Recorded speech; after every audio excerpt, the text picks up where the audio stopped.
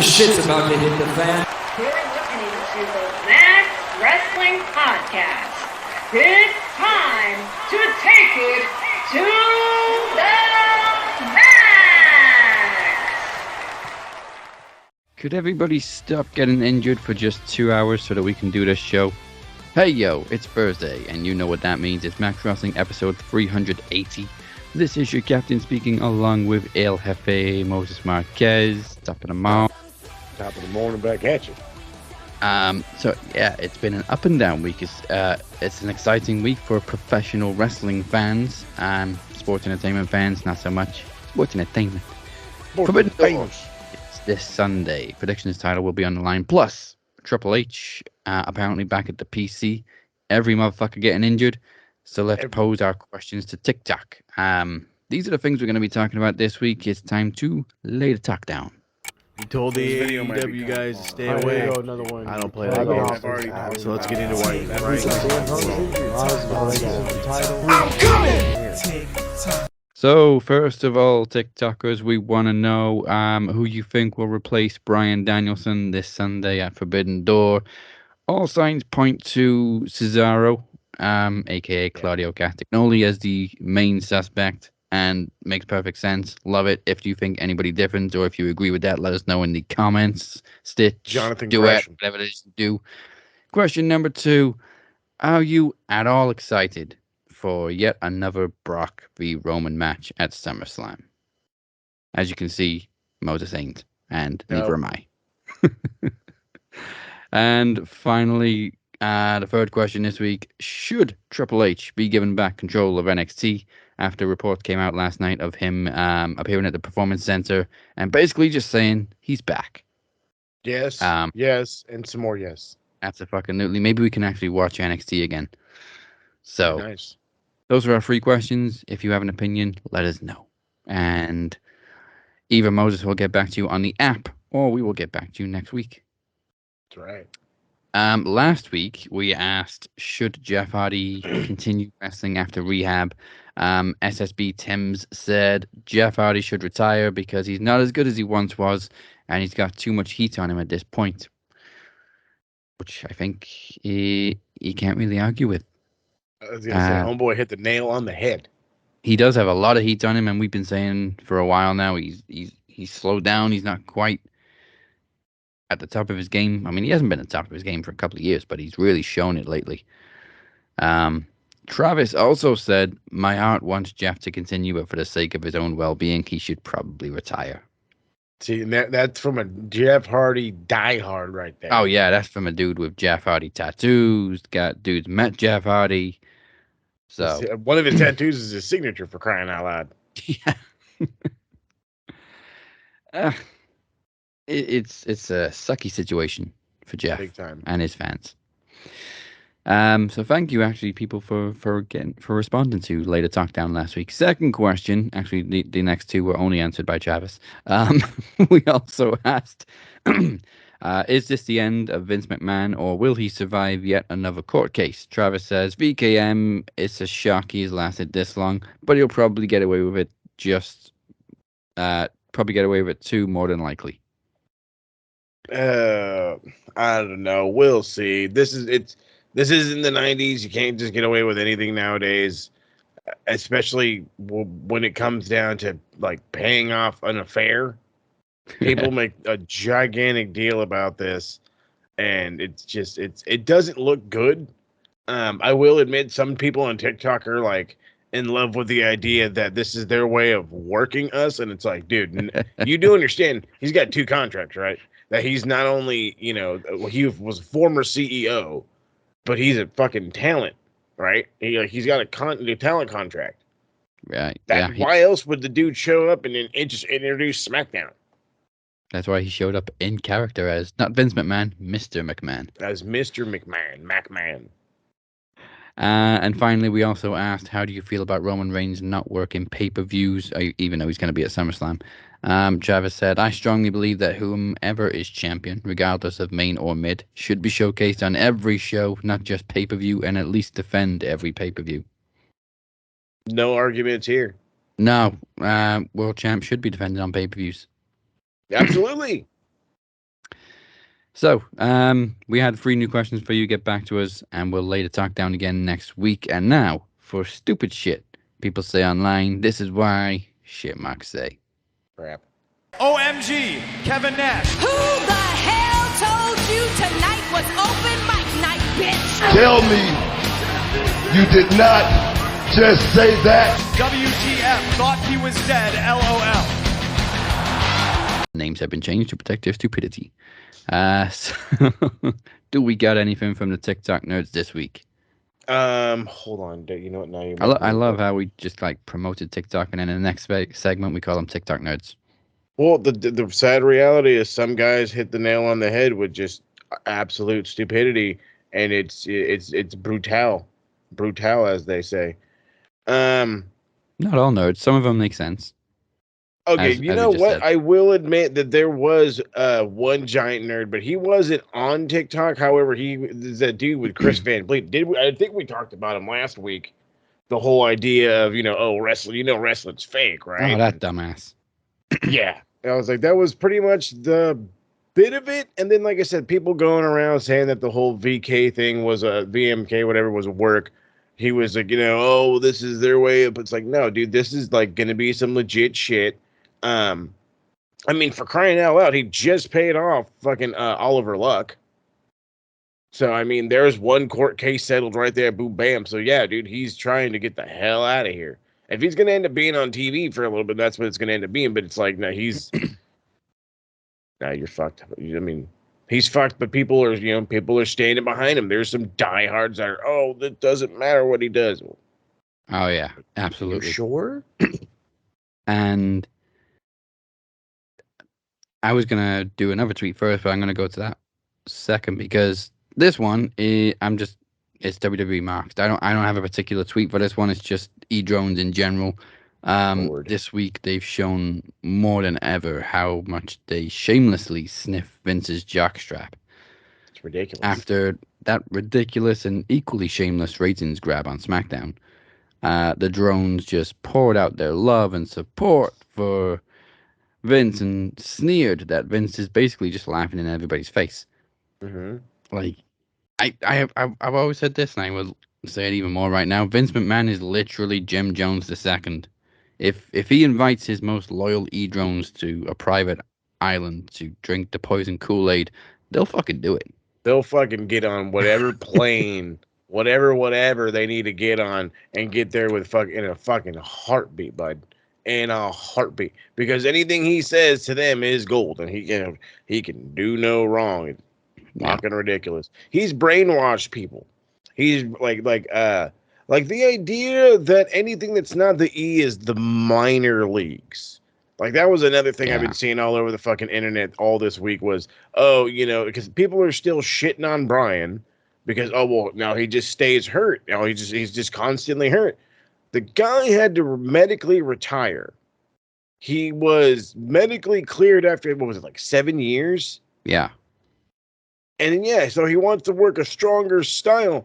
But the last time I checked, he got injured pretty quick when he worked in the E. It comes with the territory. This isn't ballet. Guys are going to get hurt. Does it suck that they're working a stronger style and we're going to miss out on something like a Zack Sabre Jr. versus Bryan Danielson at a pay-per-view? Yeah, but I mean, it doesn't mean it's not going to happen at some point, But the idea that AEW is the minor leagues, I love this quote because it's been playing in my head for at least a whole week now, is I left the WWE as a massive star to work the minor leagues. Why? And I'm like, well, first off, if you call it minor leagues to get paid more money, work less states, and stay on national television, then in baseball terms, I ain't going to the show. I'm going to stay right here in the minor leagues, baby. I'm good.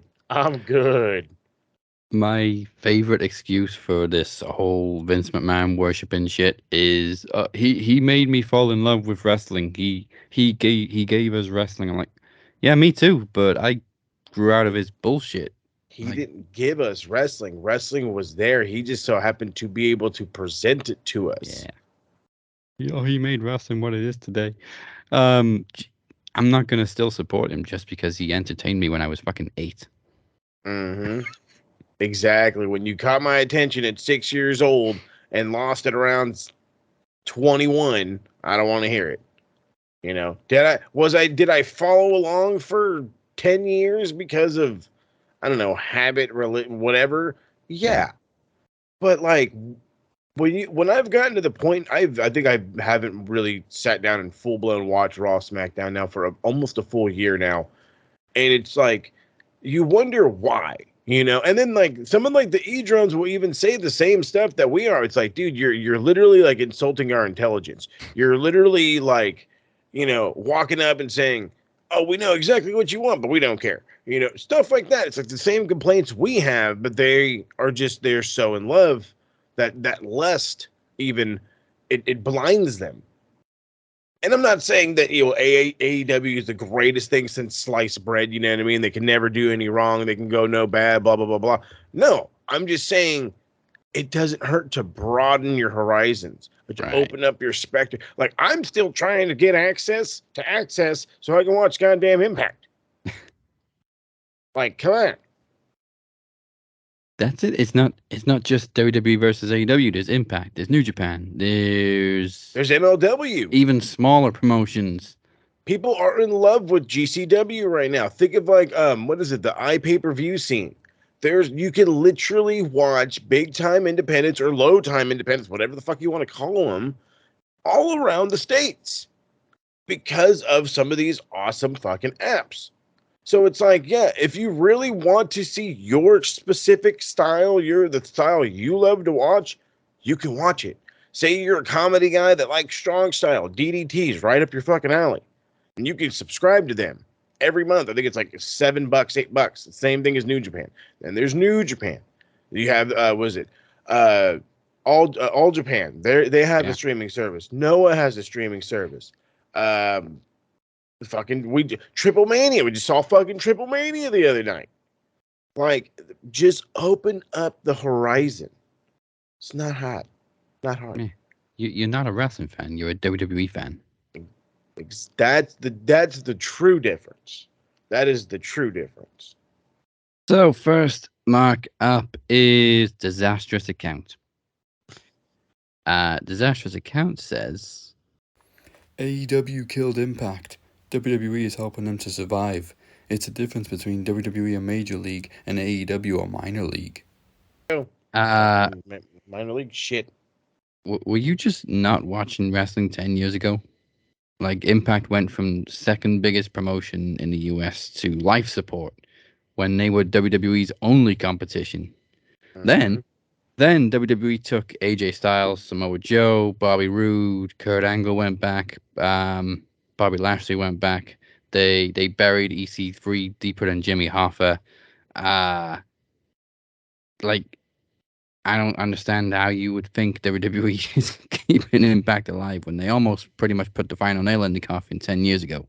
AEW, on the other hand, they put their world champion, Kenny Omega, a guy that E-Drones would soil themselves to if he showed up on Raw, on Impact every week. They got a huge ratings boost that first week, and then fans just weren't interested after the first week. So AEW did everything they could to boost. I was like, but the last time I checked, at least they fucking tried, but yeah, they actually worked together on that one. Yeah, what did the E do besides take all of their talent? Oh, Mickey James made that Royal Rumble appearance. Wow, what happened then? Oh, wasn't that the Forbidden Door? That was just like a little deal, just like when no, that was somebody in the fucking E-land saying we need to use this term and piss them off. And that's what they did. They used the fucking term and they pissed us off. It was no different to when WWE allowed Christian Cage to go back on to, I think it was Slammiversary, to just cut a promo in exchange for Ric Flair coming back to join the Hall of Fame. Wow. That was pretty much it. So for me, Impact lost its identity. WWE took its gatekeepers, and then the fans abandoned it. That's all that happened. Sounds about right. Next up, we have Dork in the Green Mask. Love it. who was very confused by Thunder Rosa facing Tony Storm at Forbidden Door. Because Dorky says, but it's still AEW versus AEW. Guess no women in New Japan want to be jobbed out. Yes, the women in AEW in New Japan so stubborn they never show up. It's because they don't have a women's division. God bless America. Tell me you don't watch anything outside of WWE without telling me you don't watch anything. It's literally not that hard. It's not that hard to Google. Does New Japan have a women's division so I can make a stupid joke? No, they don't. Fuck. Even if you just Googled who is the current IWGP Women's Champion, this page does not exist. Yeah, you'd get them. What? Actually, I want to know what happens if you do Google that. That'd be hilarious if something cool happened. IWGP Women's. If it takes me to Stardom, I'm gonna crease.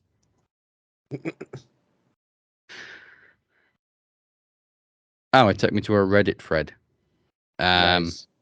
Asking basically why there's no IWGP Women's title. Oh, there you go.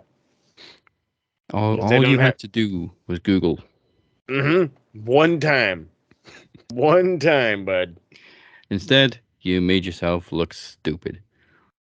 Yeah, I'm sure it's not the first time. I mean, there is a couple of things they could have done. They could have had Rosa versus and the Impact World Women's Champion, the Knockouts Champion. They could have had the NWA Women's Champion, but end of the day, this is about AEW versus New Japan. So if you're gonna just throw in an AEW versus AEW match just because New Japan doesn't have a women's division, that's fine.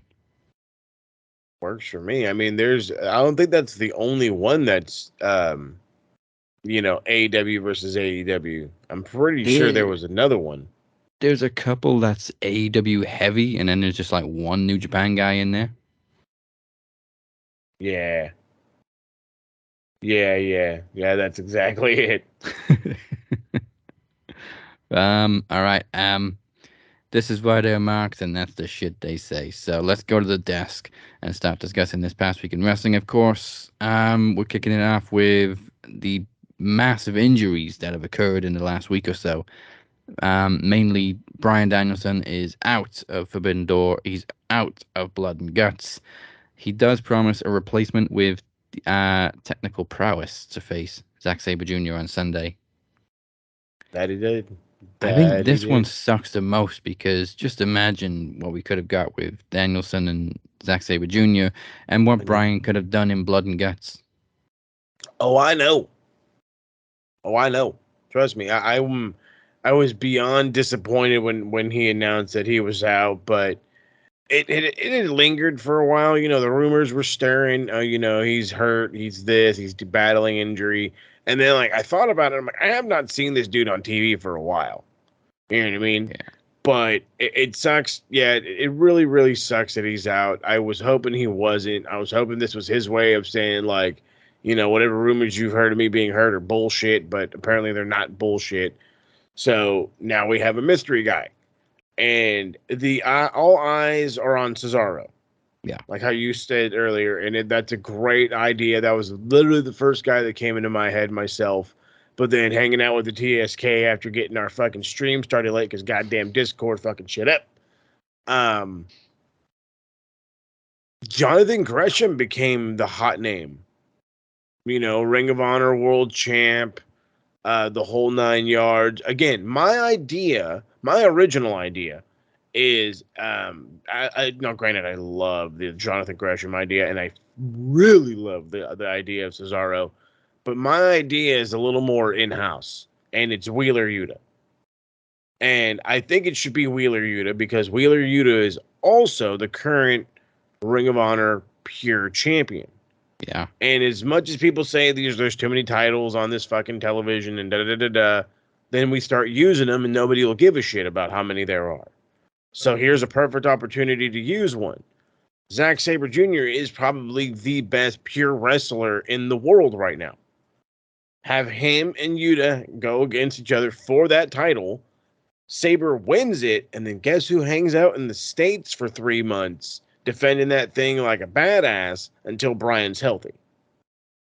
And then that's your way of keeping Sabre in house, because he ain't doing shit in Japan. Well, that's not true. He's probably in the G1, but then so that probably goes out the door. But then but my whole gimmick is a reason to keep a guy in the States, reason to have G1 matches out here even. But looks like I won't get it. No, I like it, but I think they kind of said it's a newest member of the BCC. Yeah, that's what I kept hearing too. Gresham would be great, though. I like the idea of Gresham. Can we stop including the Ring of Honor titles when people say there's too many titles in AEW? They're featured on AEW, but they're still under a different promotion, which just needs relaunching. Yeah. Why would you not build up their belts and then relaunch this, programming? They're just going to be like, oh, well, that's just that's just the Ring of Honor title. Okay, well, that's just this. Oh, that's just that. But you look at not to jump ahead, but Silas Young, fucking old ass Silas Young, a multiple time Ring of Honor television champion, a guy known for the TV title. That's a lineage belt. They talked about it a bunch. That's huge. And again, my whole thing, it's I understand that to you guys there's lots of gold. But the last time I checked, there was just as much gold on the other channel. And at least we're not having fucking nerds run around and pin each other in random spots for one. So roll up, the most lethal move in wrestling. It really is. But even New Japan, I think, eclipses WWE with the number of titles they've got. Nobody complains about New Japan. No, hold on. I really want to take the count. I mean, they probably would if the E-Drones watched it. Yeah, they do. Yeah, they do. They got with trios, 2 sets of tag, 2 sets of heavy, or 2 sets of world. Heavyweight, junior heavyweight. And then there's the Never Open, and then the US. And then there was the IC. So, yep. Okay. And that's all just singles titles. But again, how in the fuck do they make all those seem just fine and make sense? Good booking. Yeah. And they all the mid-card titles kind of mean something. They mean the same. They're very equal. But it's their way of showing you that, you're a champ and there's a possibility of you being pushed upper echelon. But they don't just give out title shots either. I should say title reigns. Yeah. And they got that many mid-card titles. WWE have 2, and they don't give a shit about either one. And they're both so prestigious. No. Oh, yeah. The ultimate of the prestige.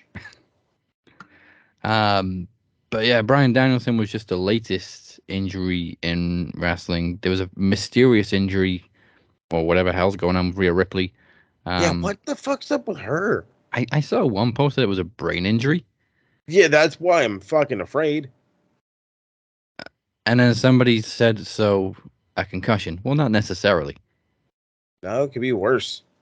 Hopefully, or it could be not as bad. Yeah, so she's out of money in the bank. She's been replaced. Shit, who by? Oh. Was it? Completely forgot. They beat Becky this week, though. Was it Asuka? I feel it was Asuka. It sounds about right. No, I don't think it was, actually. Oh, yeah, it's Carmella. That's why I couldn't remember. Because it was somebody I don't give a shit about. Well, I was going to say, I don't know many people that do. If you're not Corey Graves, who really gives a shit about Carmella? I think that was my thought process when I read about it. You got Asuka, you got Becky Lynch, you got Liv Morgan, but you're going to give Carmella a title shot. Yeah, why not? Because why not, baby? We know Bianca's probably going to retain anyway, but why Carmella? Corey Graves, bro. I heard he gives the best handies in the biz. Gives the best handies in the biz. Yeah, that's nasty. So you got to get over somehow in this business. Oh man, who else got injured this week? A lot. Oh yeah, a lot of people got injured this week. Obviously Cody's out. Cody's still out, showing his lovely torn pec and how that thing's healing. or not. Oh, that's right. And Nikita Lyons came back. Yeah. I was trying to see. I was like, I know there was more WWE guys hurt. I think Buddy Matthews is injured too. Yeah, I know Buddy Matthews is hurt. It's almost like every day we read about a new injury this past week. Mm-hmm. Yeah, that was the biggest one though. Was Carmella for Rhea Ripley. Yeah, I'm really trying to think, and then B-Drive were probably the two biggest. Matt got injured at Triple Mania. Oh, that's right. God damn, nobody gives a shit about Matt Hardy. That was just so. Jeff's got arrested. Jeff's in jail. Then he got bailed out, I think. Then they have Johnny Hardy, yet another name to his repertoire, as his replacement at Triple Mania, and then Matt gets injured at Triple Mania. I have never seen a worse impression of Jeff Hardy in my entire life. I was like, come on, Johnny Capoeira, brother, you're killing me, man. Killing me. So more news in the E. Before we move back to AEW, Jordan Devlin has a new name. Now, I think I talked about this with Chris Durham. I get the feeling that when WWE do these name changes, Vince picks ridiculously simple names because he thinks his audience are all 6 years old and they can't spell shit. That's 1,000%. But like they've changed Jordan Devlin to JD McDonough, which I don't get. Is that how you pronounce it? Yeah. So it's like a silent G. It's very Irish. JD McDonough. So he's Jordan Devlin McDonough. Why wouldn't you just leave it Devlin? Yeah, just change it to Devlin. Who in the fuck can't say Jordan Devlin? Like, that's the thing that killed. And it's like, and you know what it is? You know what it really is? It's Vince. And he's in his office and he's like, okay, sure. Fuck. I fired Shane. Fuck it. Change his name to JD McDougan.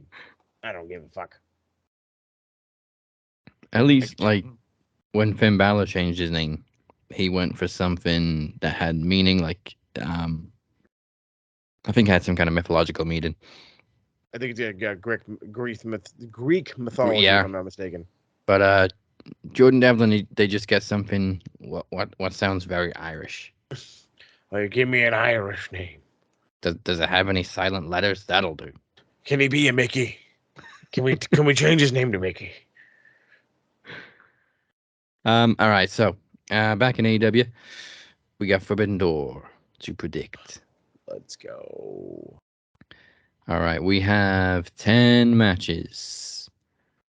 As we may as well start it off with Jack Sabre. Is that Jack?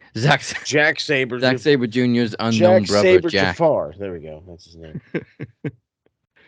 Jack's the one with the beard.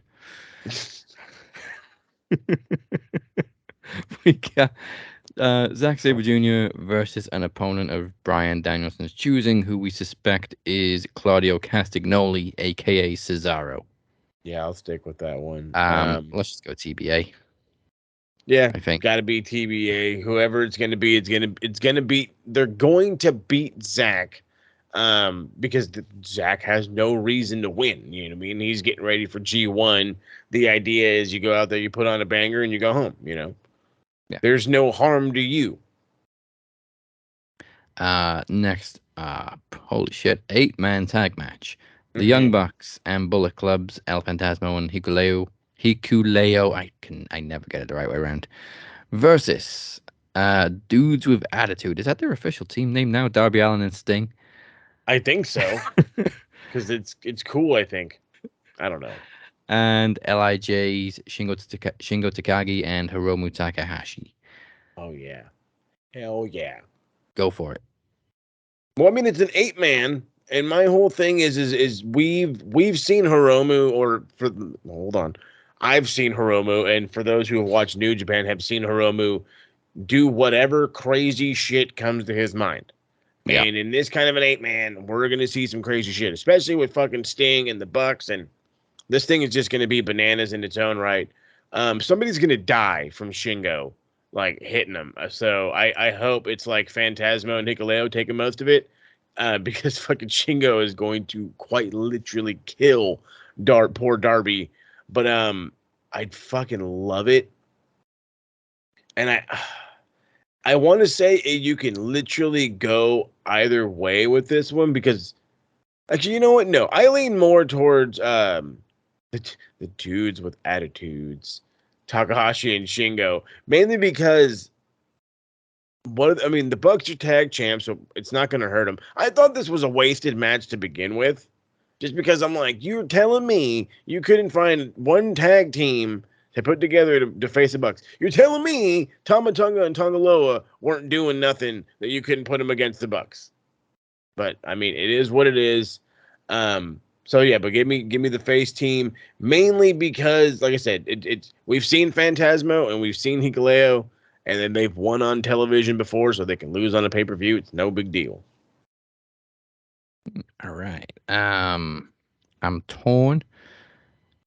Like, I was thinking the face team, but then I started thinking, well, you got Young Bucks and Bullet Club. Obviously, Bucks have the history with the Bullet Club anyway, and they're sort of teasing like this whole Bullet Club invading all of wrestling again. So you got, like, they were over in Impact. They've got Jay White and Adam Cole kind of clashing. We had the tease with AJ and Balor even in WWE. So I think I'm gonna lean more towards the Bucks and the Club. I can't say I blame you. I mean, you can definitely pitch that argument that the Bullet Club takeover is coming back. I mean, they're definitely playing it up as it is. Yeah. So hey, and it could start with the Bucks win. Yeah. Plus, I mean, they're very recently tag team champions again. Mm-hmm. Yeah. So having them lose, maybe not the best idea. Yeah. What is this? WWE champions lose? What do you mean? All right, we got another tag. Oh, okay. Wheeler Yuta's in this one. 6-man tag, Les Sex Gods. Oh, man, I forgot they were that team name. Chris Jericho and Sammy Guevara teaming with Minoru Suzuki versus Eddie Kingston, Wheeler Yuta, and Shota Umino. Shota Umino, who we call Shooter. Shooter's massive. He went from being a junior heavyweight to get the fuck out of my way, I'm a heavyweight. God damn, did this kid blow up, and he blew up in all the right ways. This is Jon Moxley's former protege, for those who remember Shota Umino. He was the QT fucking like little anime kid that he would pop up next to fucking Moxley all the time in like these stupid cartoons that I'd see all over Facebook. I fucking loved him. It's great shit. But this one, oh my God, like, as much as I'm all about, like, because, see, then this is another one. You can go either way. I'm like, do you really care if Minoru Suzuki loses on television or on a pay-per-view? And then immediately I think to myself, didn't he lose, like, the TV title on paper? Oh, no, he won the TV title on pay-per-view, lost it on TV. Oh, he's Red Shoes' son. Yes, that's also Shota Umino. He's the son of Red Shoes. But Shota Umino is, to me, and there's a couple of other guys, I think Imura is another one. They are next generation's Tanahashi and Okada. Like, they're fucking great. And I mean, they're fucking great. And most young lions and like younger end dudes, all they do are basics. Straight ass basics. And when you're fucking this good with straight ass basics, it's bananas. But I mean, he's been hanging out in fucking the UK, and he's been doing shit. So again, I'm so fucking back and forth because again, you just had Sammy and Chris Jericho get back together. Okay. Yeah. So that was a thing there. But then again, we're talking like Eddie Kingston. I mean, Eddie Kingston needs a win. Eddie Kingston, that's why I keep looking at Eddie, and I'm like, Eddie needs a win. I feel like we have this conversation every couple of months. Eddie Kingston needs a win. Well, look how over he is. People fucking love him. They fucking love Eddie Kingston. He is literally a dude who could be a simple push away from a title shot and become the biggest babyface world champ there's ever been. Yeah. I mean, and hell, we just had Hangman try to do it, and he did it. So, I mean, if you're going to fucking top the OG Hangman run, come on now. Like, it's Eddie Kingston. So, yeah, give me an Eddie win, and he's got to pin Sammy or Chris. He ain't going to pin Minoru, that's for sure. All right. I agree. Yeah, I'm going for the baby faces on this one. These fucking matches are hard to pick from, man. Yeah, thank you, AEW New Japan. Like, yeah, this is what I've been wanting. Anticipation at its finest now. I mean, one of them's not so anticipated, but still. For the IWGP US title, Will Ospreay defending against Orange Cassidy. Yeah, which I think is going to surprise a lot of people. It's going to blow people's minds. People forget how awesomely athletic Orange Cassidy is and some of the bangers he's had with some of the more top talent in AEW. So you put him against Will Ospreay, who's a guy who's used to carrying people, and you're going to get fucking fireworks. Now, the idea, and I always think about it this way, I have to think about that other guy as the champ. How would that work out? So I'm trying to think of fucking Orange Cassidy in Japan. And I'm not too sure that lazy, lackadaisical style will get over, but I immediately love the idea of him and Yano, and that is my fucking problem. So it's not going to happen, though. It's got to be Will Ospreay. He's going to look big. He's going to look powerful. But Orange is going to shock the world, and this may end up being the fucking match of the night, in my opinion, just because of how little credit fucking Orange Cassidy's gets, period. And then Will's just gonna say, like, come on, I'm gonna show you the way. And it's gonna be fucking great. It's gonna be great. I was pretty surprised when Ospreay came in. Like, I thought he was gonna get like a more serious, bigger opponent. Which is mainly why I don't see him dropping the title, because I think he's gonna stick around for a little bit. Yeah, I think so too. A good way to hang around. I'm about it. All right, so we're expecting a good showing from OC, but a win for Will Ospreay. We also forgot about the buy-in match, which is an 8-man tag. The Scissor Me Crew. Yeah. So Max Caster and it's not the fucking Gun Club, all right? It's the Scissor Me Crew. That's what I call them, and that's how I'm going to keep calling them. The Ass Boys. Add that to goddamn Ass Boys. Where's Dalton Castle when you need him? I miss Dalton Castle. Right. Oh, holy shit. Lord help me. They're taking on. I got you. Do the easy ones first. It's the LA Dojo guys. As you got Alex Coughlin, we got Kevin Knight, the DKC, and Yui and Yuya Uemura. I can never pronounce his first name properly, but it's Uemura. And he's going to be the Tanahashi of the world in the next 10 years. He's going to be the next Tanahashi. Bet money. He's that charismatic, and he's that good. But these are also a bunch of nerds. 27. Huh? He looks younger than 27. Oh yeah, big time. He's fucking. He looks like he's maybe 3 years out of high school kind of shit. Yeah. Whopping maybe 21 baby face. Like, Jesus, I wish. It's like a young Shibata. Oh, seriously. Oh, that's right. He does look a hell of a lot like Shibata. And it's like, homie, is that your dad? Like, goddamn, homie, you look just like Shibata.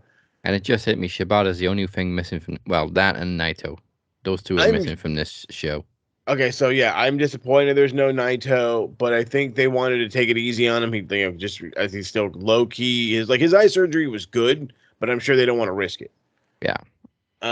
As for Shibata, I would not be surprised to see him come out at least with the guys. You know what I mean? Now, does that mean they win? No, I'm sorry. I love the LA Dojo guys, but I think this is where the over team is going to just win, it's going to be a great showing. You're finally going to get to see the Gun Club do something good against some really good workers, but they're going to, it's going to be the charisma over the talent in this one. And they're going to have a Sesame party. And a little bit worried about Caster's rap. I'm not at all. I'm kind of excited. He's been wearing me down the past few weeks, and I'm like, God damn it! I hate that I'm starting to like you more. Right, me too. Okay. What else we got? All right. Atlantic. All Atlantic, yeah, 4-way. We didn't know. I don't think we knew it was going to be a 4-way in the final, but we have Pac, Miro, Malachi, and Ishii. Oh my God. So, unfortunately, the one guy I can tell you that now is not going to win this thing is Pac. I'm so sorry. I know people love him. I love him. Does he deserve a title of any kind? Yeah. Is he going to get it here, though? No, sorry. It just, you got to think of it like this. Miro coming back and winning a belt makes perfect fucking sense. Yeah, he's got a fire under his ass right now. Exactly. Literal fire under his ass. Malachi Black, people say he is diminished until he gets a belt. I don't want to say I believe that, but I will say crowning him champion will definitely re-elevate him. Yeah, I kind of think of Black in the way that I thought about The Undertaker most of the time. Like, he doesn't need a title with this gimmick. Yeah, I can see that too. I can see it both ways, but at the same time, I feel like the title gives that legitimacy, and he needs that right now. Yeah. But then, the New Japan fanboy that I am loves the idea of Ishii hanging out for 2-3 months, maybe even taking the belt back, and having it hang around his waist during the G1 even, and just garner attention. That's what better way to garner attention for your new title than to take it international? You know what I mean? Is it a pipe dream? Fuck yeah. Again, I keep forgetting fucking G1's literally right around the corner. So a lot of these guys, if they hang out, they're only going to be hanging out for a couple of weeks. Yeah. So, I mean, I don't think they want to flip-flop a brand new title like that. So I'm going to go with the safe bet and go with Miro. Yeah, Miro is my instant pick. After the promos he's been cutting, they're making him look like a big star. Black, big meme star. Again, I think he should be just like The Undertaker and just focus on, if he does go for a title, go for the world title. Just like Undertaker never really fucked around with the mid-card titles. He had one hardcore title reign, a couple of tag title reigns here and there, but he was mainly all about the world titles. I don't ever think he was IC or US. I don't think he ever was, no. I don't think he ever even challenged for either of those titles. Unless he may have challenged for the IC in like the mid-90s, but no, it'd have to be like 92-ish. Like, because I'm really thinking, and I'm like, he didn't even sniff anything in the from like 95 on. No. Until he got that world title shot, but that was it. So yeah, I mean, if there was anything IC related, it had to be like 92 and before. Which just wow. All right, 2 picks for Miro. Then we have the AEW versus AEW match for the women's world title. Thunder Rosa versus Toni Storm. I would love to see Toni Storm win it. I think I said last week that I have seen potential in her to be a women's champion for a long time, especially in NXT. Like, I thought they were going to pull the trigger and they didn't. But there just seems to be a lot of controversy around Thunder Rosa. Like, she's constantly getting accused of having a bad temper, being difficult to work with, sandbagging people. I mean, we did get that one video, and honestly, that one video did make it look like she does sandbag some people. But after watching fucking Marina Shafir last night against Toni Storm, bro, if anybody needs to be getting some heat for how they work, it's fucking Marina Shafir. Like, I don't think I've ever really seen somebody work as stiff as she has. Like, all of her judo throws, shoot. Like, her fucking couple of armbar attempts, shoot. There was a couple of instances where she wanted homegirl to roll. She told her, you don't want to roll? I'm going to make you roll. You know, a whole lot of no selling. A whole lot of no selling. You know, I need you to sell longer than 0.45 seconds, okay? I need you to sell.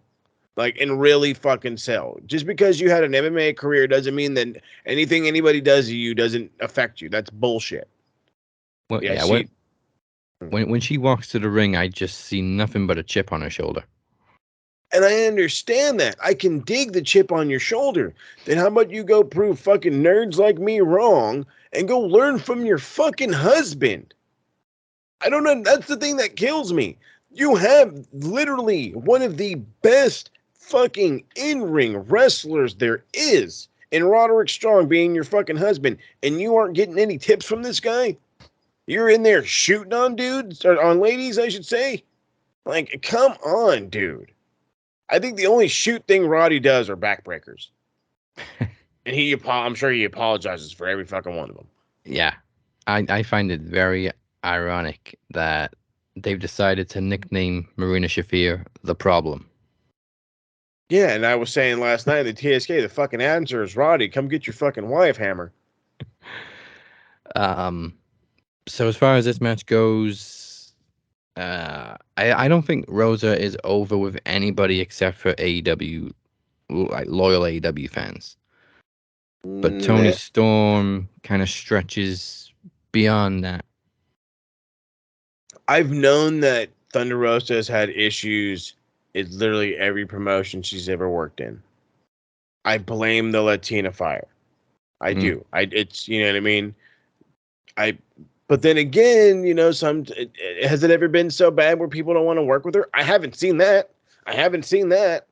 So it can't be that fucking bad.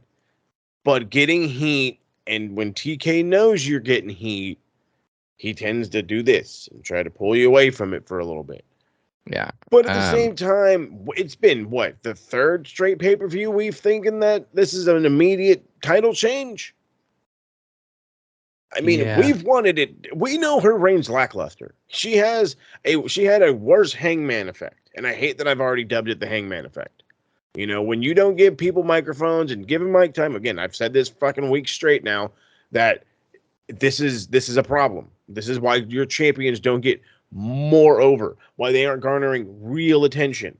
But it is what it is. If you give the belt to Tony, you need to make sure she is helped elevated. But I think it's going to be Tony, mainly because it's, like I said, Thunder Rosa's run is super lackluster, and we're ready for the change. And I think I was about to call him VK. I think TK senses that and says, you know what, I tend to go with the fans. I mean, he did in the last two shows, but hey, again, I'm sending out those fucking Jedi brainwaves, you know what I'm saying? Like we mentioned the Hangman effect, at least he had bangers during his reign. This is the truth. That was the one thing that really done anything. No, but that was the one thing that kept his title reign, I guess, worthwhile. It was the one thing that kept you watching, was the fact that it was, okay, well, he's gonna have a banger with this guy, he's gonna have a banger with that guy, he's gonna have a banger with, and even if on TV he was having bangers. So I definitely see where you're driving at, and she hasn't. You know, we were hoping her and Serena D was going to be really good. It wasn't. Her and Britt Baker for the second, third time, and whatever. It was no. The chemistry was gone. Third. It's just it was. Yeah, that was the cage match where she won the title. So she hits 100 days tomorrow. Cool. Hit your thing. There you go. You hit a milestone. Now pass it on. If she drops it at Forbidden Door, it wouldn't be the shortest reign. She would just have a couple of days over Nyla Rose. Well, there you go. So, I mean this in the most professional way. Give me Tony Storm. I mean it in all the other ways. I don't. Like, we make a joke in the TSK that it's like she is over here with that hip attack giving people concussions, and I'm like, God damn, concuss me. What do I sign up for this ride? I've already booked the CAT scan. You know what I mean? Jesus, come on now. Okay, moving on to four-way for the IWGP World Heavyweight title. Jay White defending You against want to do the Hangman. tag? You want to do the tag first? Let's do the tag first then. Whereas FTR versus United Empire's Great Khan and Jeff Cobb versus Roppongi Vice, Ciampa and Rocky Romero for the IWGP Tag Team titles and the Ring of Honor Tag Team titles. Winner takes all. Oh, Lord. Damn. So, again, just like one of the other matches, I know which team's not going to win. And it's unfortunate because they just won these belts. But it's fun. I mean, if they lose, it's not a giant deal. I love the idea of it being Roppongi Vice just because, you know, Trent giving that little bit of a rub. You know, he's held tag titles before, him and Rocky, and then you get to go and circle around, you know. You get to go and hang out in Japan. But we all know who it's going to be. You know, the second that fucking music hit last night and everybody went absolute ape shit because it's the best fucking theme in all wrestling right now. You're going to tell me that you're not going to crown FTR as like the everything champions, everything but AEW champions, which is fine. And then just to think of these guys, one, they're going to get their tour in Japan because here's the fun thing that comes right after the G1, the World Tag League. And the World Tag League has been in desperate need of some real star power. And if FTR is your champions, there's your star power.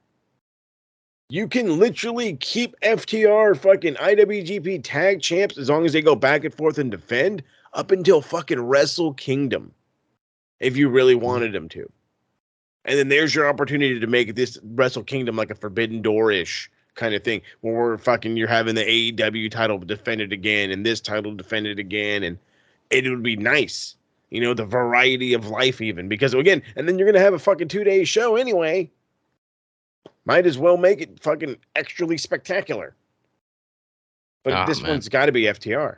FTR is over as fuck. Yeah, that's an understatement, though.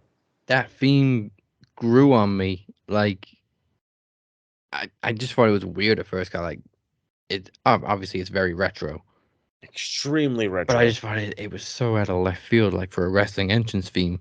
And then a couple of weeks in, I kind of started humming it to myself, thinking, where the hell is that from? It's fucking FTR's theme.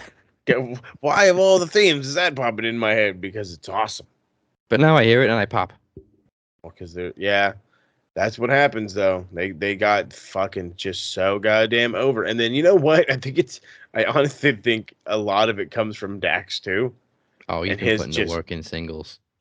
Banger of singles matches have been awesome. Man, and that guy had talent. Yeah. Which also makes me nervous because I don't ever want this team to break up. No, and I don't think they will. I think they'll just both have like singles runs and call it a day. And that would be way more ideal than a breakup. Yeah. Like, is there any tag team that's never broken up? Well, it's like Rock and Roll Express.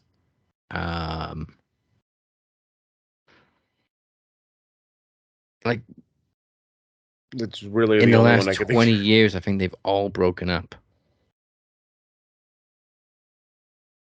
Zack Sabre and Minoru Suzuki. Mm-hmm. I had to literally fucking again digging in the vault for shit, man. Because you're not wrong. Most of them break up. Yeah, but FTR is just so good. I would love for them to just be like, we're a retro tag team and we stuck together to the end. Mm-hmm. Please. So now let's go to the four-way for the IWGP World Heavyweight title. Jay White defending against Hangman, Adam Cole, baby. And what a fucking pop last night, Kazuchika Okada. Wow. It was like Stone Cold walking onto Nitro. Yeah. I mean, like, what an analogy to make, but yeah. Just the presence of this, like, wrestling god. The fact is I called this a 3-tier pop. And the guys are like, the fuck are you talking about? I said, you knew. I said the initial reaction hit to those who know when the coins dropped. Yeah. And you heard everybody, and then the music hit, pop. And then it was, I mean, that was even louder than the initial, the coin drop. And then when he showed up, everybody knew the face. Everybody knows the blonde hair. And the world erupted, bro. The world, like, we literally, if this happened in LA, we literally would have tore the house down. It literally would have came down on us. Like, but I think they were in like St. Louis or wherever the fuck, somewhere in Missouri. Yeah. I forget where they were. Or Milwaukee. Sorry. They were in Milwaukee. Totally butchered. Milwaukee. Milwaukee, exactly. It's Indian. But no, it's fucking just wow. Just fucking wow.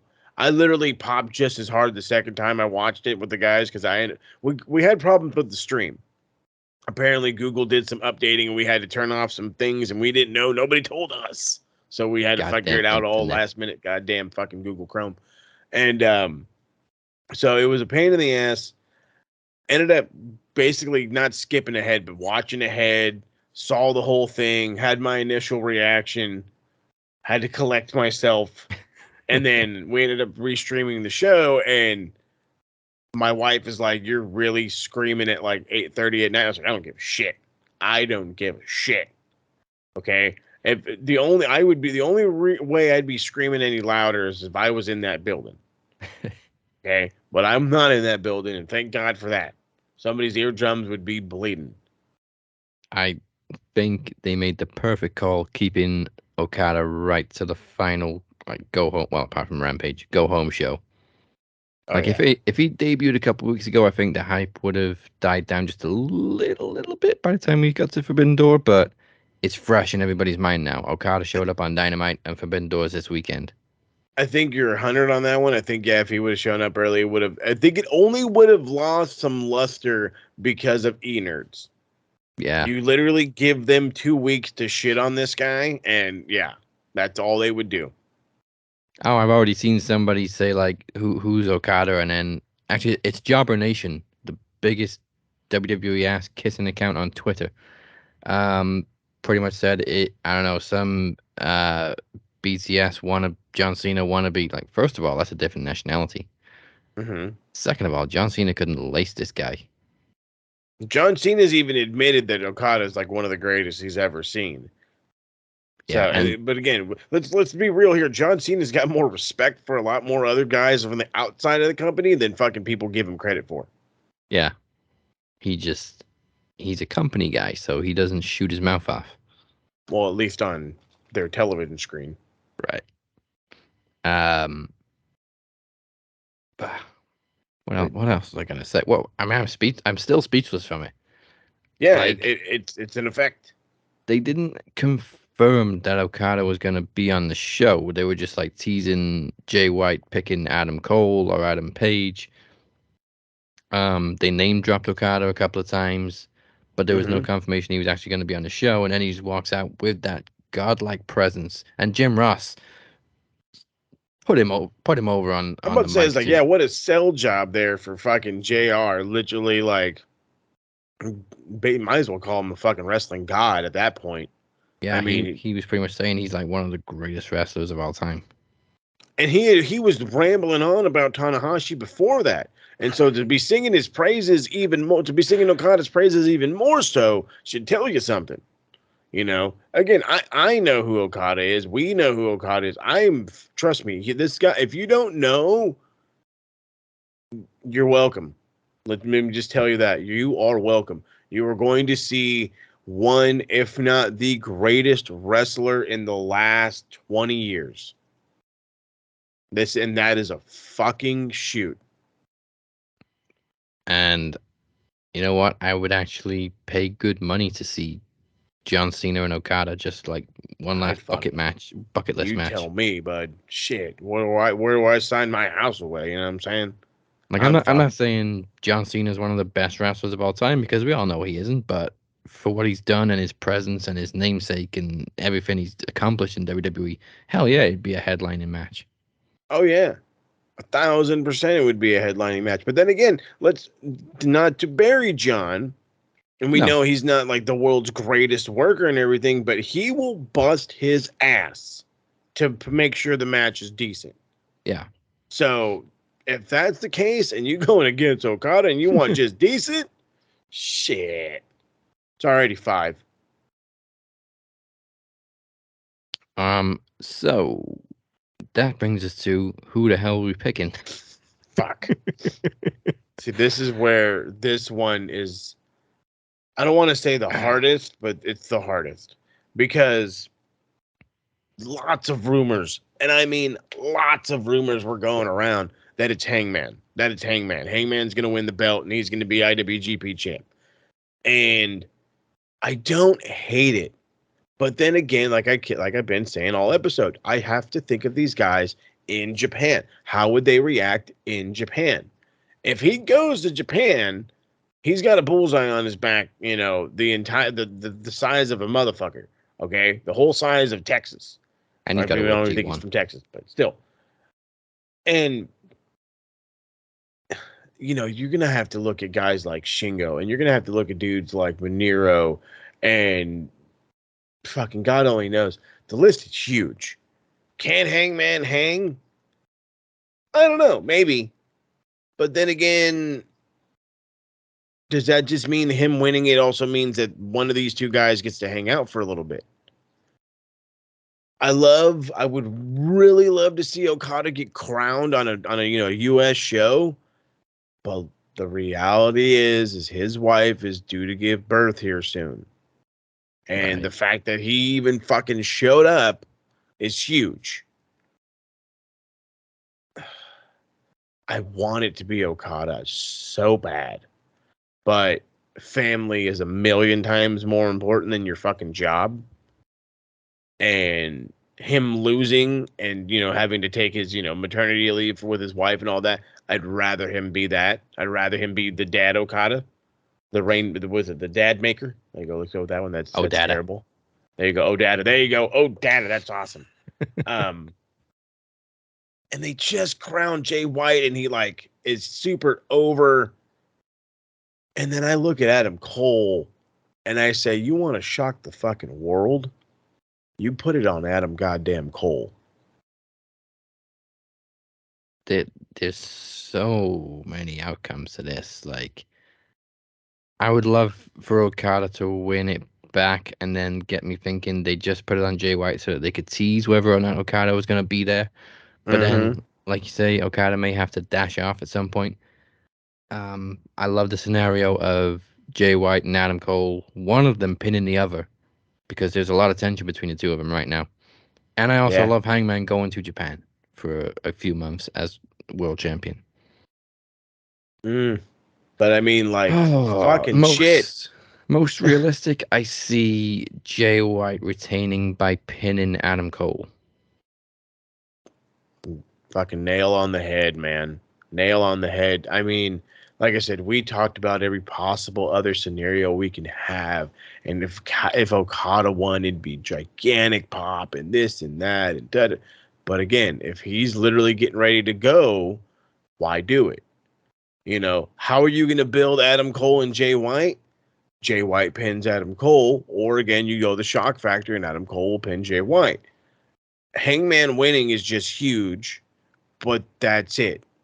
You know what I mean? Besides him going to Japan, it's just Hangman getting a little bit of, comeuppance. Yeah. So, yeah, Jay White. It's got to be Jay White. But you know what? It's got to be Jay White, but I'm going to be fucking praying for Adam Cole. I'm going to be praying for Adam Cole. I've also got a bold prediction of White and Cole at the same time. One of them taking a buckshot while the other one takes a Rainmaker. Oh, please. Please. I think that brings us to possibly the main event of the show. to crown the interim AEW World Champion, Jon Moxley versus Tanahashi. Now, how long ago did CM Punk break whatever was in his foot? I want to say it's been 4. No, wait. When did we go to LA? It's been 3 weeks. So could he realistically just like walk out to the ring at the end of this match? Absolutely, and confront on like the champion, a walking boot. And we get that whole Punk and Cena moment with the 2 belts? I can definitely see that. I can 1,000,000% see that. And that's why I keep leaning towards Tana. But watching last night, and Tana's hurting. But then again, every time I watch Tana, I swear to God, he's still hurting. The guy doesn't all he does is hurt. He was born hurting for all I fucking know. But I know it's corny, and I know it's a E story, but it's not. I just love the idea of Tanahashi and Punk, even if it means it has to be at fucking Wrestle Kingdom. I love it. Because think of the guys Tanahashi can go against in the States. You know, he'll compete at All Out. He'll compete in whatever fucking pay-per-view they'll have at the end of the year. But, imagine, let's see, what other fucking match would we get for Tanahashi? You'd get Tanahashi and Wardlow?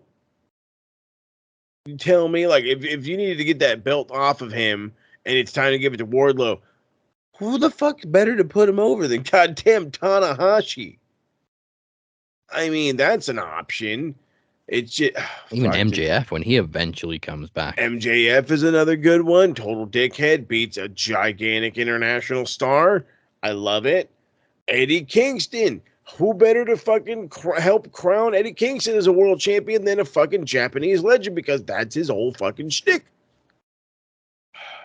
I really want Tana. I do. But again, this guy, when he would bump, it took 12 seconds to get up. And it's like, once he got warmed up, he moved a little better. But I'm like, are you really going to be able to hang? That's my real true question. Are you really going to be able to hang? Give me Tana just because I want the story, but when Mox wins, I'm not surprised. I think Mox, in terms of viewership and fan support, probably had the most successful AEW World Title reign. Oh yeah, big time. So I like the idea of him being the first 2-time champ, at least until Punk comes back. I also yeah. You think Punk's losing when he comes back? Yeah, I don't see the point of letting him just come back and win. Especially if Mox is let's think about that. Because you just said it perfectly. Again, hitting nails on the head over here. Mox was the most over AEW champion we've had in the history of this company. And CM Punk is the most over guy we've had in probably AEW history. But if you're telling me you're going to give the belt quite literally right back to Punk, even if it's in January, I'm already starting to feel like that's a waste. Mox is that fucking over. Okay? He's that fucking over. And unless you make him a heel, a real heel, not a fucking tweer, him losing to Punk, to me, doesn't make much sense. I mean, yeah. I can see it because I know that's what the people want. But then again, if you got a heel Mox at that point, why would you take it off of him? I just think Punk won the title, then dropped it, didn't drop it, whatever, 8 days later. No, I get that whole thing. His reign sucked and it's bullshit, and I understand, but it's don't do fucking stage dives then, you dipshit. I mean, he hurt himself when he stage dived in LA. That's how he got hurt. And it's like, yeah, not our fucking fault. Your own dumbass fault. And it's not like you got hurt wrestling either. well, the buckshot may have made it worse when he stumbled on it. I just think it would be a gigantic waste to not only put the title on him, but like he thought he was dropping it and TK didn't want him to drop it. So like, I just think if he was going to come back and then just drop the title anyway, why would they make it an interim title? Why wouldn't they just say there's a tournament to crown a new AEW champion? Yeah, you make sense on that one. But as far as this match goes, I also like the idea of Mox turning heel because Brian is kind of conflicted right now. He's in this like sort of babyface faction, but he was a heel when they formed it. And last night he was acting very heelish, saying, "I came out of the bad guy tunnel. I'm not going to tell you." I came out the bad guy tunnel. I love that shit. That was stupid. So, I think Mox would be the heel, obviously in the storyline with Punk. And then we could have like the whole BCC as heels. So give me Mox, first ever 2-time champ. I'll dig it. I dig it. And that is Forbidden Door. Only other thing that isn't a part of Forbidden Door that I think we should touch on from last night was Christian Cage cutting a great heel promo. Arguably one of his best ever promos, and shit, he cut hard with that Luke Perry line. Oh, man. Ooh. Like, way to literally get some super heat from the people. And I mean, all you had to say is, your dad's dead. And I was like, you're a dick. And even my wife was like, oh, he's a dick. Like it was bad enough last week when he told his mom that she raised a piece of shit. Oh, no, I told my wife. So, no, okay, I have to do this one. So, because my wife, she's not into wrestling, but she was one of those, again, I've said this before, got in via the Divas, and she asked a couple of questions every now and again. Well, because she notices my Jungle Boy figure, she asked the question, she's like, but wasn't his dad? I was like, yeah, his dad was on 90210, Jack Perry. Oh, no way. No, not Jack Perry. What the fuck is his dad name? Jack Perry. Luke Perry, that's right. I got it fucking mixed up with his own kid. Anyway. Do you know what it is? It's Jim Ross calling him Jungle Boy Jack Perry all the time. That's what it is. It's fucking Jim Ross's fault. God damn it. The 95 names and shit. But anyway, she was asking, and I was like, no, I was like, yeah, because she saw him get laid out last week, and she's like, oh, that guy's a fucking dickhead. And I told him, I was like, well, so what made it worse is it was his mom and sister were in the crowd, and she walked up to him, and he walked up to her and was like, oh, you raised a piece of shit. And she's like, no, he didn't. So I showed her the video. So fucking said festered all week long. And then here, all she heard was the whole, like, the whole, oh, your dad is dead. And she was like, that better not be that Christian guy. And she comes running, walking over here all fast. And I was like, oh, yeah, check him out. Did he just fucking talk about Luke Perry? It's like, well, he's dead. Well, you can't say that. Well, he just did. She walks away. This guy's an asshole. I was like, dude, you got some fucking heat in this house. You got some heat over here, bud. Oh, wow. Glorious.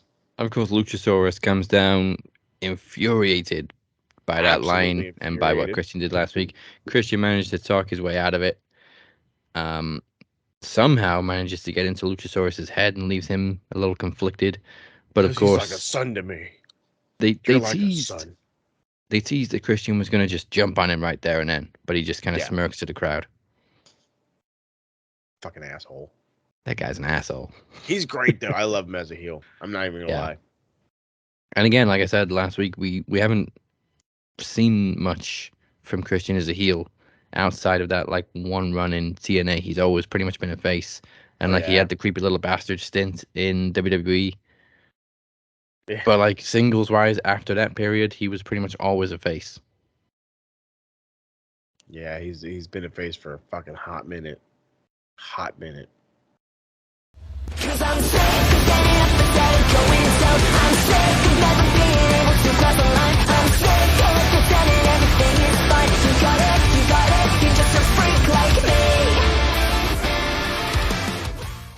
Hey, this is the charismatic enigma, Jeff Hardy. Hey, this is Tommy Dreamer. It's the Ultimate Vanessa, your girl's favorite wrestler. Hey, yo, what up? It's Darby Allin. This is the voice of Killer Cross. It's the interview queen, Alicia Atute here. You are watching Max Wrestling Podcast. You are currently listening to the Max Wrestling Podcast. We're going to take it to the max. We're about to take it to the max. And we're about to take it to the max. It's time to take it to the max. Hey, welcome to the Madhouse. Ladies and gentlemen, welcome to the Madhouse.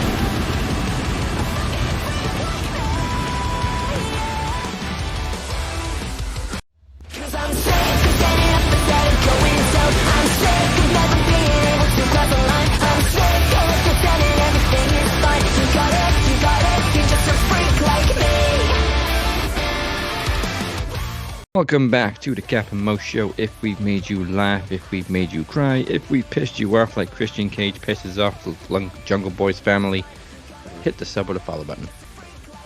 So, for a history lesson, let me talk to you about what happened this week in wrestling history.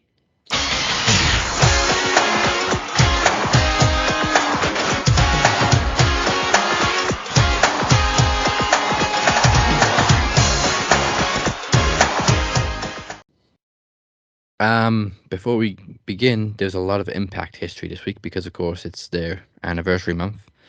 So June 17th, 2007, as Kurt Angle was stripped of the TNA title the day after becoming the first ever TNA champion, after TNA broke their deal with NWA. Christian was stripped of the title due to a dusty finish.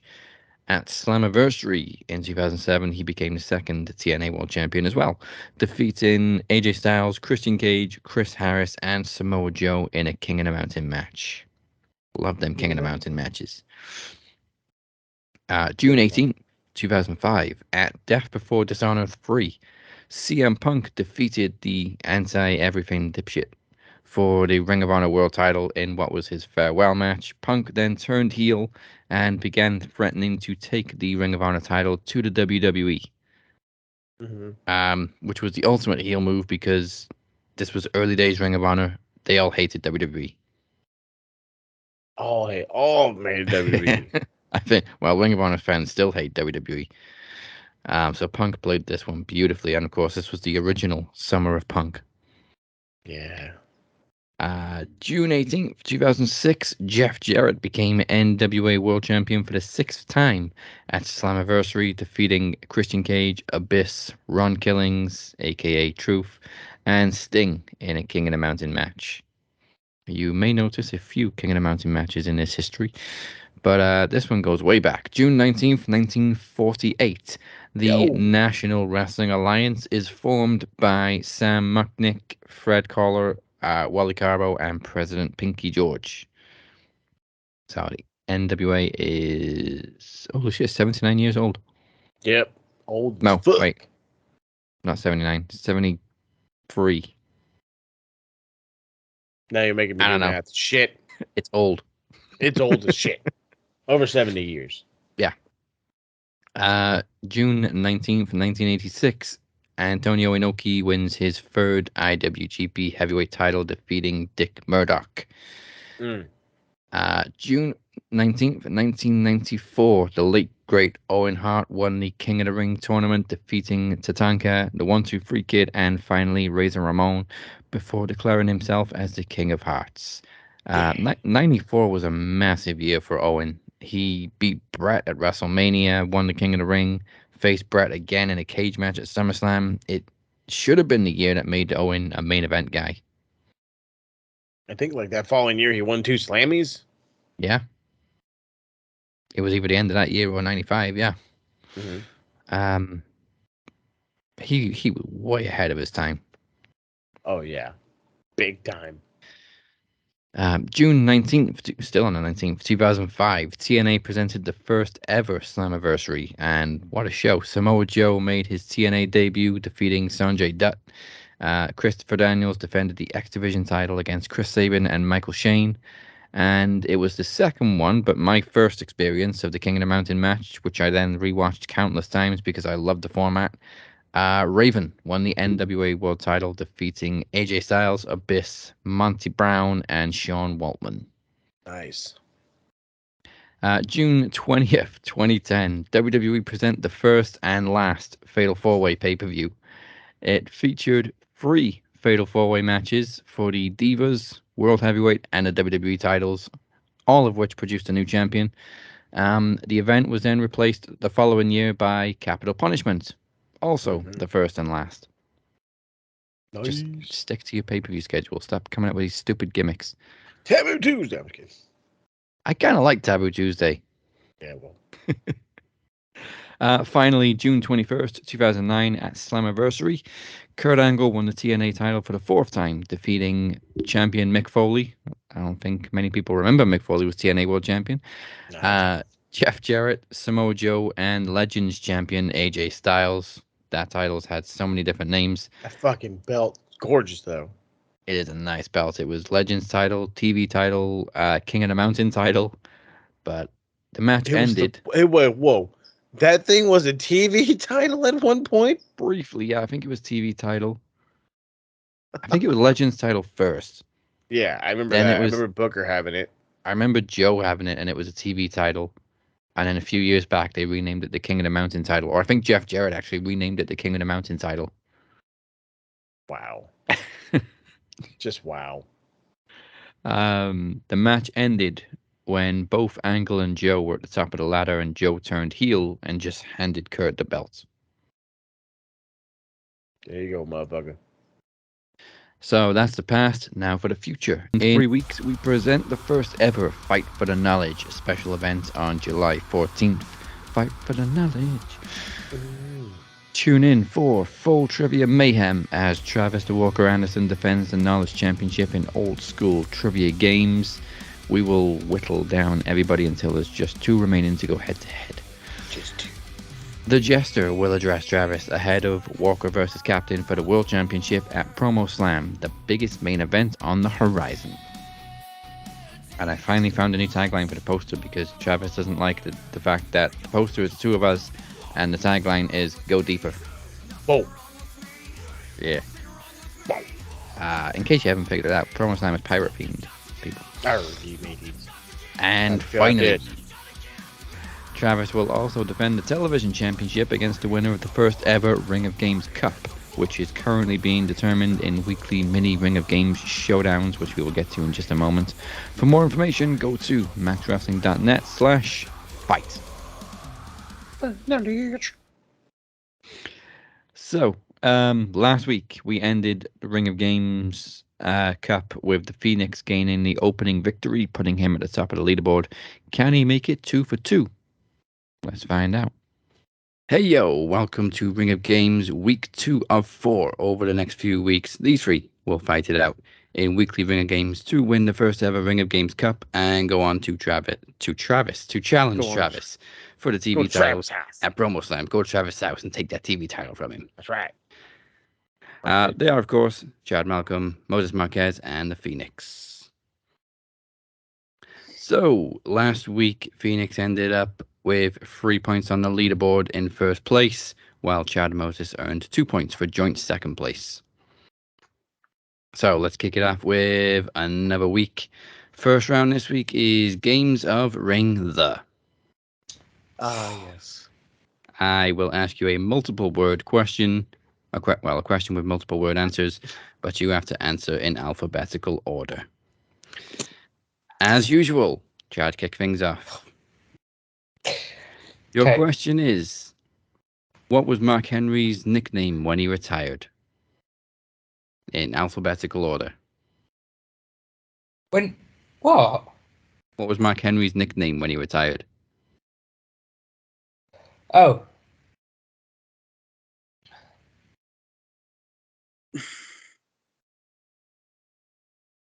Man strongest the world? Correct. Point to Chad. I was going to say chocolate sexual, but okay. Yeah, I know, that's what I was thinking. When he retired, his nickname was the world's strongest man. He was, of course, Sexual Chocolate. Well, they say retired from. He's retired from WWE. Next question for Moses. What was the name of the Undertaker's evil faction which featured Viscera and the Acolytes? Darkness of the hold on, wait. No. Darkness Ministry of the. Yes. Point to you. Of course, that is the Ministry of Darkness. Mm-hmm. I like it the other way. Sorry, Phoenix, that Moses got the Undertaker question. He's just as mad at that as he is about your picture. But yours is the same era. Which pay-per-view, sharing its name with a historical event, took place on February 14th, 1999? I know. Well done, Aria. Correct. Jeez, just the speed on this kid. Trained her well. Ooh. We're thinking of Day Massacre, St. Valentine's. Yes, St. Valentine's Day Massacre is what the a right jumble, answer. man. Yeah. I can see why you took so long. I would have fucking like, goddamn. I also tried writing it down on my pad, just in case. Attaboy. First round did absolutely nothing for anybody because it's a point apiece. And just like last week, round 2 is, of course, a 2-player question, but everybody's on the same points. So I will let Moses pick a partner this week. Next round is Don't State the Obvious. Each player is given a wrestler or a match type they must describe to their partner by writing down only 3 words.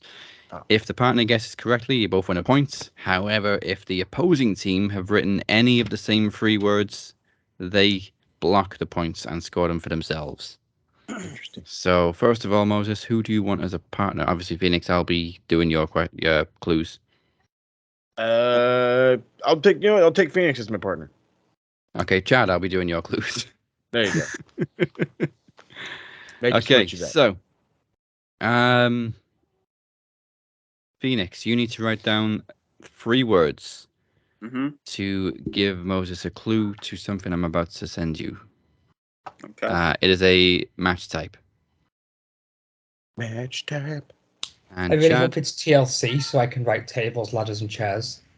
Cool. You and I need to write down 3 words as well, and if any of them match, you get the points instead of either of those 2. Okay, there you go. Okay. Okay. So, Phoenix, what 3 words have you written for Moses? Okay, probably the most obvious. Time limit, pinfall, and submission. That's 4 words. No, it's not. Technically, time limit is 2. Yeah. Okay. We'll say limit. Submit. Okay. So limit, pin, and what was the other one? Submission. I don't know, because if Submission. he says limit, Moses down knows it's time limit because of what's been said. Limit. Truth be told, I originally thought it was like a regular ass match because they actually have all 3. If Phoenix had literally just said limit, it would have played a completely different ball game to if he just said time. Because he said, but that isn't even here. I'm just talking to myself. Frozen He again. froze again. He's bloody froze. I'm just ranting to myself. I mean, a regular may have a time limit. But what are you saying, Moses? Iron Man match. What match type do you think Phoenix is describing? Yes, it is. And if I wrote any of the same clues as Phoenix, you don't get the points. Dun dun dun. Which I did not. I had clock, points, and 60. Chad, did you have any of the same 3 as Phoenix? Well, yeah, technically I did, but I put mugged What did you off. put? I put What did time. you put? But like I was saying when you froze, if Phoenix had just said limit instead of time, it would have played a different ball game. But because he said time limit and then went to limit, Moses already had the time in his head. So technically, I think I should get a point because I said time. In crayon. I thought time limit was Okay. technically good, so. Yeah, but you'd already said it. You can't then go, I'll go for limit because technically he's already said time. Oh, I basically had to change my answer, didn't I? So He did. He You just got didn't told his say 2 it. words. It's not his fault. You know He what? can't It's read. not gonna change anything. So points all around. Don't get mad at him. It's not his fault. He can't read. How to do the big daddy. Okay. reference. This next one is for Chad. So I need to write down 3 words to describe a wrestler to you. Moses and Phoenix need to do the same thing to block the points. So let me send everybody except for Chad the identity. No, send it to Chad so you can. Tattoos, Attaboy. Snake, and Missouri. Crap. I put Viper, Apex, and Marine. I got Viper, Voices, and Evolution. Well, I mean, you weren't meant to say what you two had put until I guessed the actual word. Oh, fuck. Go on, who is it? Well, I'm going to guess it's Randy Orton. Yes. You were going to get it anyway. Well, would you have got said, it from my free clues? Tattoos. I was like, right, okay, there's a few. You said Snake. I was like, okay, Orton. You said Missouri, and I was like, The Miz? Miz isn't from Missouri. Ohio. Missouri. He's from Ohio. Ohio. All right, that puts you on 2. I was close with Viper. Yeah, that's a great one. It's always a good one. Right. I know. Everybody likes the Viper. Right. So this time, Moses is given clues to Phoenix for a wrestler. Am I going to be giving clues to you then, Daz? No, because I know who it is. Well, I know. So you're going to be giving another one to me? Yeah. Okay. That's what she said. Mm-hmm. Okay. Phoenix requires clues to a wrestler. That's unfortunate. Will be when you see who it is. I'm too fucking bad, Jack.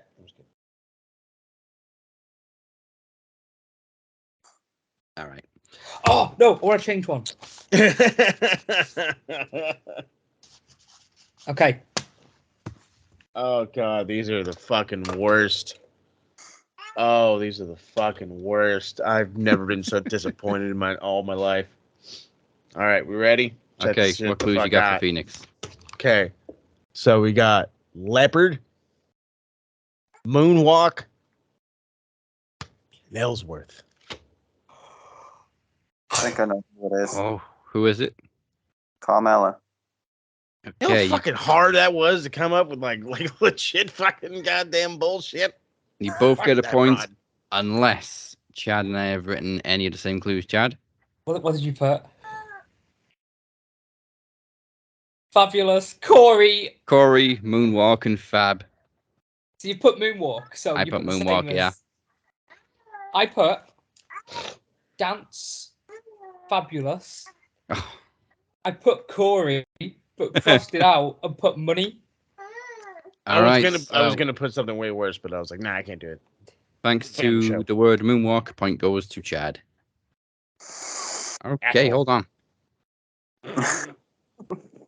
You don't hold me on here, player. You get it going. F-A-B-U-L-O-U-S. Yes, I am fabulous. All right, chance for Chad to get another one now. Sorry, fun. This is a match type for you. Got this. Do you know what? My Stranger Things top is literally there. When I saw yours, I was like, oh, I should have put that one on. We should all have Hellfire Club t-shirts. Okay. We're going to be the odd man out. I got to start watching the show. Here's the clues for you, Chad, from me. See if you get who it is first. Blood, Foley, and Roof. Not who it is, what match type it is. Yes. So point to you unless either of these two have written any of those. Did you write down Roof or something? Because I fucking didn't. I got Cage, Roof, and Blood. Yeah. You got 2 of my clues. I said Cage too. I put Red, Taker, and Mankind. You know what? Again, that's done nothing for nobody because we finished round 2 all on 3 points. Now, round 3 is rhyme time. You get 2 questions. The answers rhyme with whichever. It's that simple. I hate this one. This is Arya's favorite. Oh, I always remember because I got it wrong the first time because I was trying to connect the words. You want to rhyme as well, do you? Okay. She's like, all I do is rhyme, Jack. Chad, you're up first. Your 2 questions are: first female WWE Grand Slam champion and Brazilian AEW star. Bailey Taikonti? Yes. Point to you. Go on for next question for Moses. Well, next 2 questions. 5-time TNA Tag Team Champions and celebrity who has competed at WrestleMania and Royal Rumble. Oh, fuck. Beer Money Bad Bunny? Yes. Oh, fucking Nice. let's go! I wasn't sure if it was Bad Bunny or Johnny Knoxville. No, okay. So my whole thing is, Okay. I was gonna, for something in my head kept telling me it was gonna it was gonna end up being like Motor City Machine Guns or something. I was like, oh fuck that. True, Johnny Knoxville would have been correct for the second question, but it also doesn't rhyme with beer money. Yeah, that's why I thought if he'd got Johnny Knoxville, he'll be struggling to find the other one. Okay, both on Well done. 4. Last one for Phoenix. 2 questions are: who faced the Macho Man at WrestleMania 10? And what is the act of giving a wrestler more prominent position? The Daz is so still. I don't know if he's frozen or just waiting. I was going to say, I can't tell if he's actually froze or if he's just like sitting there waiting. Oh, shit, he's froze, but still. Oh, the brain hurts. I could see the steam coming out of his ears.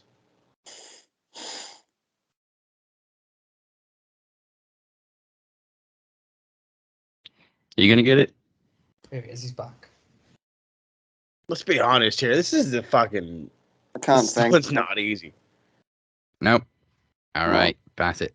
Is it? It is President Bush a push? I got it. Got it. It is Push though. Moses, who is it? Crush Push. Crush. Going to Crush. Hmm. Of all the fucking rest nerds. of the week. I don't think I would have got that one. By the way, if you know how many fucking votes Crush got, big old fat. Right. It's unfortunate.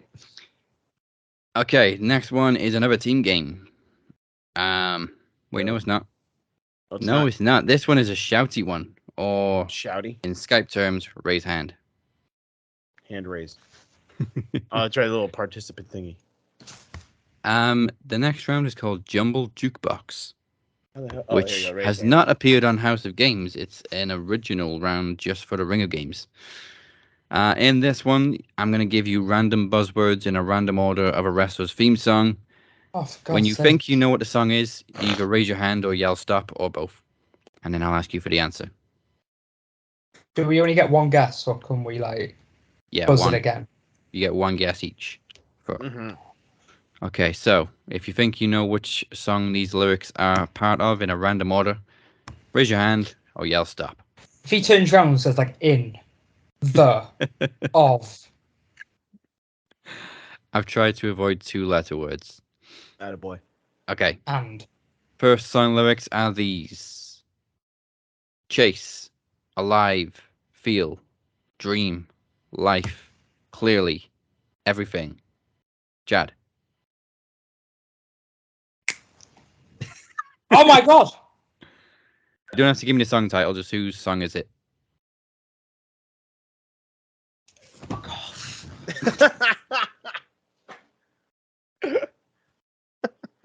Fast. Fuck off. Can I backtrack? No. Okay, you want to carry on? I can, but you're frozen out if you do. Oh, in that case, no. What were the clues again? Is it Edge? It is Edge, yes. Ah, Metalingus. There was one word. Was it everything? Oh, clearly, yes. On this day, I see clearly. There was also come, see, behind, day, leave, chance, this, on, sorry, 2-letter word, place, bitter, broken, and leave. I think I would have got it from any of that. If you would have said that one, my guess definitely would have been Cody Rhodes. When he said dream, I was like, ooh. That puts you on 5. Next one, and again, you can go for this one too. Here's the lyrics. Franchise, see, now, you, soldier, storm, Phoenix. Disagree, but okay. Ooh. His screen lit up first. We hit the little raise button. No. I know it. Oh, my time is now. Oh, fuck off. But for John Cena. Well, by or for same person. Rigged. John Cena, yes. Rigged. Fucking rigged. Rigged. He didn't put his hand up, but rigged. And where's And your he fucking literally put his goddamn hand up. tentacle hand, huh? Motherfucker. He physically put his hand up. Yeah, well, it's about the technicals now. Rigged. Okay, points at the end of that round. Phoenix and Moses both on 4, Chad on 5. It's a lot closer as we go into the final round this week. which is the Rich List. In this one, players write down an answer to a certain category. Got no room. All players receive a point. No room. You receive a point if the answer is correct and nobody else has written it, including me. Dun dun dun. So we're looking for. Good luck to everybody besides Moses for this one. NWO members. I'm so confused. Hang on. So how many have we got to write down? As many as you can. Just one. Oh, one? Just one, but if anybody else has written the same one, you don't get the points. Fuck! Oh, son of a bitch. The obscure guys of the fucking NWO. Oh, why am I going first? Okay, so I feel like all of you are going to try and go for, like, what's the word that he said? Obscure. Obscure. But I think that Daz might cost me here, so I've gone for Scott Hall. Okay. Temple. Moses.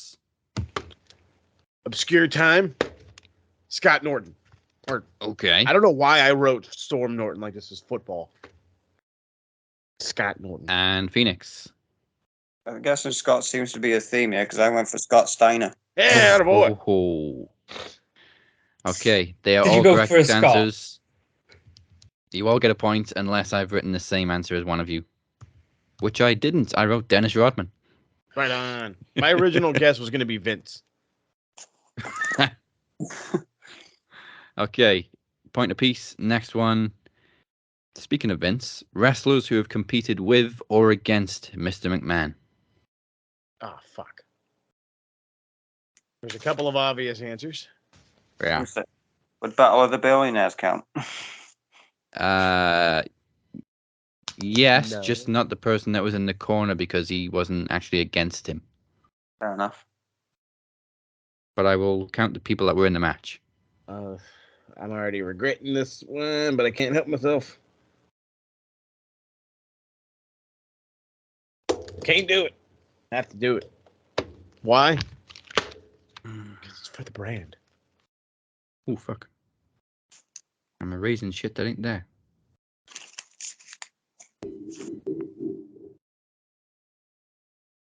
Pat McAfee. Chad. Or some of the kids know him Pat McAfee. Because they're Pat fucking... McAfee. Pat McAfee. I only know Pat McAfee from that clip he did where he thinks Matt Groening's a time traveler. It's true. It's true. He is. Chad? I'm guessing you haven't gone Pat McAfee, or have you? Pat McAfee, you son of a bitch. No point. I thought for no you one else two. was going to go for it, are they? How the hell would you not think I'm not going to go for Pat McAfee? Because you want to go for obscure ones. Phoenix. Pat Please tell me McAfee's what awfully Stone obscure. Cold. You put who? Eugene. Eugene. Ah. Okay, so I'll Phoenix put gets a point, unless I wrote Eugene. And he didn't write Eugene. Stephanie. He wrote his own daughter. God damn it, Moses. Okay. Don't get mad at me. Come on now, I'm the football guy. Hate the game, not the player. So currently, we have one round left. Well, one topic left. Currently, Phoenix and Chad are both on 6. Moses is on 5, so this could be a decider. Go on, Moses. I want you to win this. 3-way tie. Yeah, I'm trying to, bud. Oh, Craig, if you haven't seen any of McAfee's stuff, he did an interview with both Stone Cold and The Undertaker. And they're Vince. fucking awesome. All right. Check it out. Final topic. You have to. Celebrities that have guest hosted Raw. Oh shit! There's a bunch of them.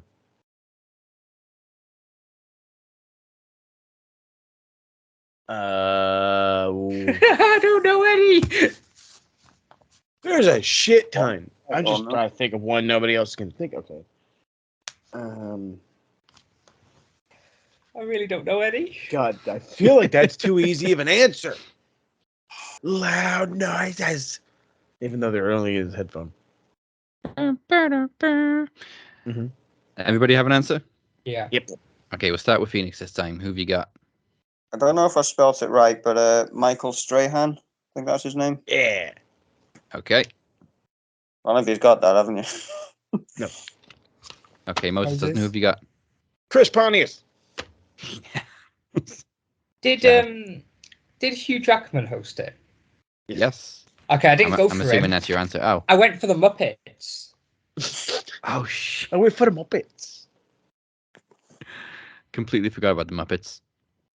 That's the right answer, though, right? Yes. You know what? Let me just double check. No. I remember vividly Muppets. that they did a WWE. episode of Raw. Kermit and Miss Piggy at the top, and then that one looks Yep. like Sheamus interacting with Sheamus, but that's it. Yeah, they definitely hosted it. There's also a segment with The Miz and Kermit. Yep. Okay. With Sheamus and one as well. Yeah. Points to everybody, unless I wrote one of those, which I didn't. I wrote Freddie Prinze Jr. All right. I was going to say, nobody's going to guess Chris Pontius. I'm thinking either Michael Who, by the way, is the dude in the jockstrap dancing from Jackass. Party boy. Party boy. Okay, so final scores. Moses on 6. And Chad and Phoenix joint first with 7. That's very, very close this week. So on the overall leaderboard, that's 3 points to Chad and Phoenix. 2 points to Moses. So currently the leaderboard is Moses on 4, Chad on 5, Phoenix on 6. And again, we will see you next week for episode 3 of the Ring of Games tournament. That's right. That's Weakest Link. Travis the Walker Anderson.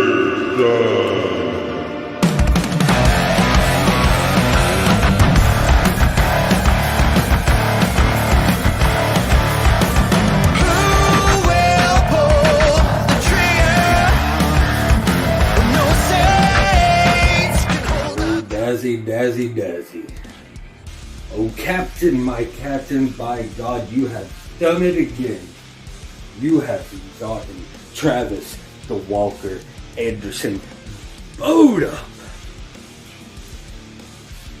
You may have noticed that I myself also came out to my own music today. You had a few valid points in your little video with your green screen wrestling ring. Well, this is no green screen, this is just my 75-inch flat screen TV. Now, before I get into you, I wanted to give a little shout out to Chad, the lawyer, Malcolm. I want to give a shout out to the Phoenix and El Jefe himself, Moses Marquez. I want to wish you luck going into the finals to determine who will come for me and my TV championship. At Fight for the Knowledge, I will defend both my titles. Not my crown, but my gold. Now, I'm not going to lie. I am not the best that Max Wrestling has to offer at trivia. Everyone knows it. I started out as just a jobber in trivia. But now I am a knowledge champion. So, I'm not going to pretend that I'm going to win it. I'm not going to pretend that I'm going to retain either title. But that brings me back to you, Daddy. You see, you said at Promo Slam it will not be about faction versus faction. And that, sir, we will agree on. It will not be about House of Ashes versus the jury. It will not be about the Knowledge Championship. It will not be about the TV Championship. Hell, it won't even be about my crown. It's not going to be about who has come back, who has left, or those that want to still come back. In fact, it's going to be even more than just the World Championship. take you on a little flashback through my time in Max Wrestling. Since day one, I have followed Max Wrestling even before I even joined. And there was this one man that would every once in a while during a Max special would cut a little video. And it would just get me so excited. It would get me bowed up. It got me ready for a fucking fight. And it's a man that I was never able to go one-on-one with. Not in competition. I did, however, go toe-to-toe with you in an exhibition. And that's fine. It was fun. You say that was my best promo. It was when the Walker was born. No, sir. The Walker was born the day that I joined Max Wrestling. If you don't even remember, in my first debut, there was articles written. I was the talk of the entire community that we had. I became undefeated for a long damn time. I went on to become promo champion. I have beaten the absolute best that Max had to offer. That's why every time I do step away, you all beg me to come back. You can't get enough of Travis the Walker Anderson. And you sit there and every week you call me the limper? Motherfucker, I showed up at Trivia Takeover and I took over. I took over the Knowledge Championship, the TV Championship. I took back my damn crown. You want that old school Walker? You're gonna get it. Now I know that at Promo Slam, it's pirate themed. So I want you to set your sails. I want you to prep for battle. I want you to bring the gold.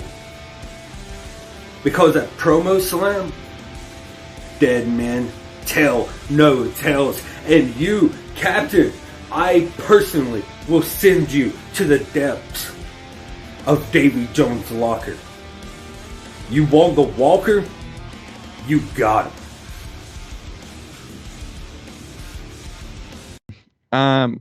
Well, congratulations to Chad and Phoenix getting the double win this week. Phoenix maintaining the top of the leaderboard, but it's still very close as we go into week 3 next week. Close. Time now for all those years of Guess Who to be put to the test as we guess the wrestler. Get rid of. I wonder who this could possibly be. Guess the wrestler. He's the bestler, better than all the wrestler. Better than all the wrestlers. That's right. He'll rule that ass. Favorite part. All right, so I got it the first week, didn't get it last week. Let's see what we got this week. Okay, let me get you. I got me basic opening questions this time. All right, basic. Basic opening questions. Gotta love it. All right, I want to look up one quick thing about this feller. Go to mail. There we go. First question out the way. Crap. Son of a bitch. It's all right, though. Question 1, is it male? Is a dude. No, I'm just kidding, but I got you. All right, whenever you're ready. All right. And, all right. Question 1. Hold on. Gotta get the teamer. There we go. All right, and go. Currently active? No. Okay. That does not narrow it down whatsoever. Have they been in WWE? Briefly. WCW? Briefly. Ooh, ECW? Mainstay. Ah, okay. Did he enter to a very famous heavy metal band? No. Okay, so it's not Sandman. Hall of Famer? God, I don't think he is, but I'm gonna say yeah. Is he a former ECW World Champion? Yes.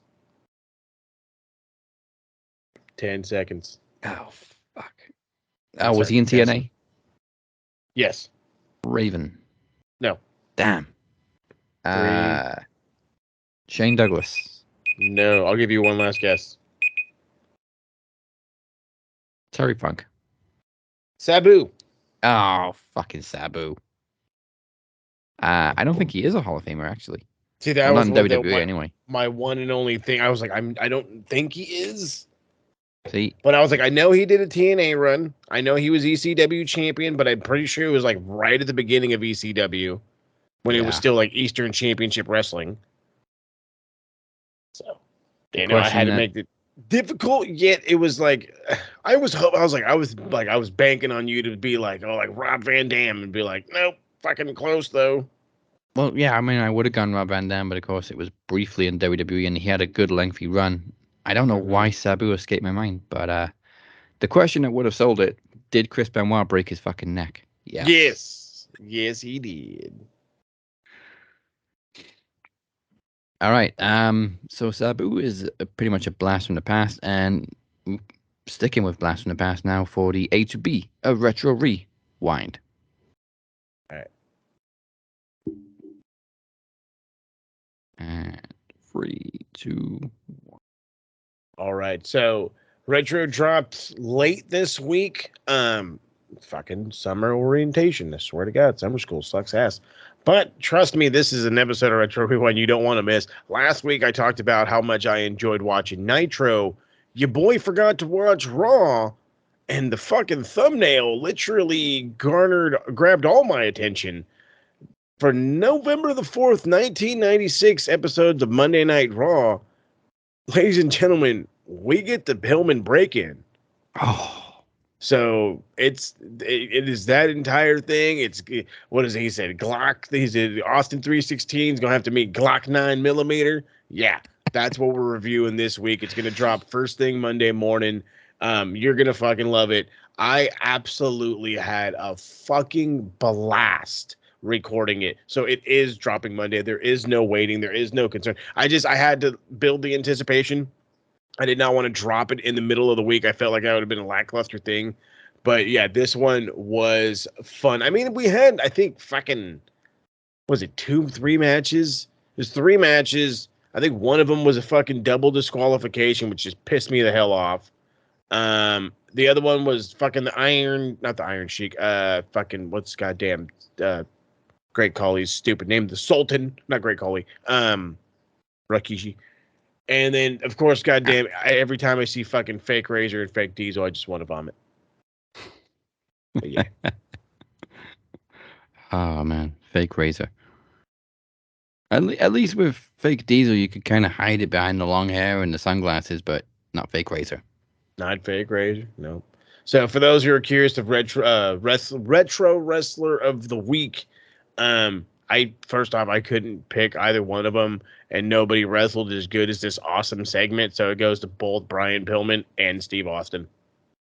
All right. So I'll have to figure out how that fucking theme's gonna go. Well, I mean, I've given out Wrestler of the Week, modern Wrestler of the Week before for just a segment and not a match, so. Oh, no, trust me, I've done it before my dang self. Like I said, the Giant almost won the other week just from having such a damn good promo. Oh, Captain Insano. Captain Insano, don't know what he... Well, all right then. So for the Geek of the Week. Pencil neck geek, grit-eating freak, scum-sucking pea-head with a lousy physique. He's a one-man, no-cut, losing streak. Nothing but a pencil neck geek. Pencil neck geek. All right, Geek of the Week is super simple. He was the Geek of the Week. He would have been the Geek of the fucking whole year if I would have had my way.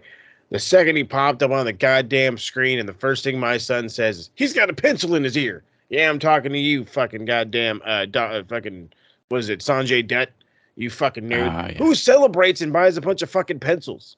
Who does that? Like, what fucking jack-off nerd are you to be fucking, I'm gonna buy a bunch of pencils to celebrate victories that nobody's seen? You're fucking dumb. The reality that you're like best friends with Samoa Joe and had intense rivalries in Ring of Honor still does not wrap around my head properly. And you're annoying as all hell. So there was no real reason to garner Geek of the Week for really anybody. There was nobody did anything super geek worthy, not even on Nitro or Raw, believe it or not. Besides this stupid double DQ. But I didn't want to give it the attention, to be honest with you. But I mean, like, in all reality, like, this thing, like, it blew my mind when he was just like, oh, well, we're celebrating, which means I bought a bunch of pencils. And I'm like, bro, are you a fucking teacher? Like, it's summer. Like, I don't know. None of it made sense to me. So I was just like, geek, fucking geek. And then of course, here comes my 5-year-old. Who are you calling a geek? That guy. Ah, you're a geek. And he walks away.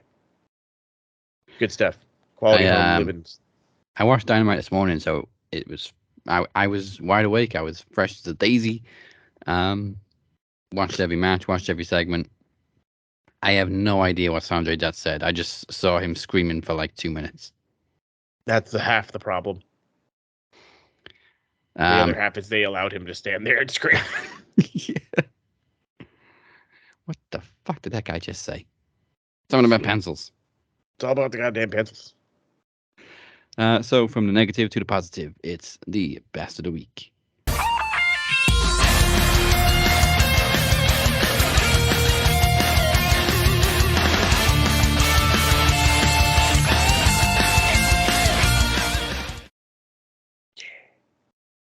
I say positive. There is also a dumbest moment of the week in this section, but we start off positive. Wrestler of the week, I'm gonna give it to Toni Storm. Yeah. Despite the stiffness from Shafir, Toni Storm had a great performance. I loved the pin. The roll up into the bridge. Very nicely done. The most powerful pin of all time. Right. And she just made me believe she's the next women's world champion. Mm-hmm. Moment of the week undoubtedly goes to Okada's AEW debut. And they're still looking for the roof. Yep. Fucking gone. Fucking gone. Some dude in Milwaukee's like, it's in my pool. It just felt special. And I keep mentioning his presence. That presence is just unique. It's presence alone sometimes. Yeah. And as for dumbest moment of the week, this happened outside of TV. It goes to Booker T opened his mouth again. Oh, God. Why do you guys do this to yourselves? Like, fuck me. He doesn't like the fact that Adam Cole is a skinny dude and basically thinks he needs to put some meat on the guy. Or put some meat on the kid or something like that. Did he tell that to Brett? Right. Did you tell that to Sean? Then shut the fuck up. Like, seriously, just stop. Just stop. Not everybody needs to be 6'6" in a fucking brick shit house anymore. Just stop. Not to mention, let's be real for a second. This fucking sport got way more athletic when all those guys stopped being massive. Yeah. And it's been way more entertaining because of it. Yeah, we stopped taking the steroids. We stopped worrying about the look of the wrestlers and we started worrying about the work of the wrestlers, which, trust me, is way more fun to watch. So Adam Page came, apparently, seemingly came to Adam Cole's defense and just said he hopes when he's old and retired that he doesn't jump on a shitty podcast and just shoot his mouth off on the kids of wrestling today that are just trying to make a name for themselves. Love it. Yeah, right. I can totally see Hangman go back to being a teacher. Yeah. Just retire and go be a teacher. Listen, kids, don't pay attention to old wrestlers. Don't listen to old wrestlers. God damn it, Jimmy, you got detention. Oh, well, I don't want detention. Well, you're going to get a buckshot now. Bam. Especially if they worked for WCW. Oh, shit. Oh, goddamn. Because when I saw Adam Page's tweet, I thought it was about Eric Bischoff. Because I thought, what the shit he said now? Then I read about Booker T saying shit about Adam Cole. Oh, that's what it is. This asshole. So those are your moments of the week, and your week is complete. Thank you everybody for tuning in and spending your Thursday with us. You know where to find us at Max Wrestling UK on Twitter, at the Captain 512, and at SMRPodNet. Once again, the website is maxwrestling.net. Best one. And now listen up, you pencil neck geeks, because this is what Moses has for you this week. That's right. So this is what's going down. As I mentioned, Retro got pushed, but it will drop Monday, November 4th, 1996 is the episode dates if you want to watch along. Voting will go up on all the lovely platforms Saturday. Why Saturday? Because I'm just waiting for the weekend, mainly just because, I don't know, it just seems that way, more interactive people. It'll go up on Saturday. It'll go up on Facebook, up on Twitter.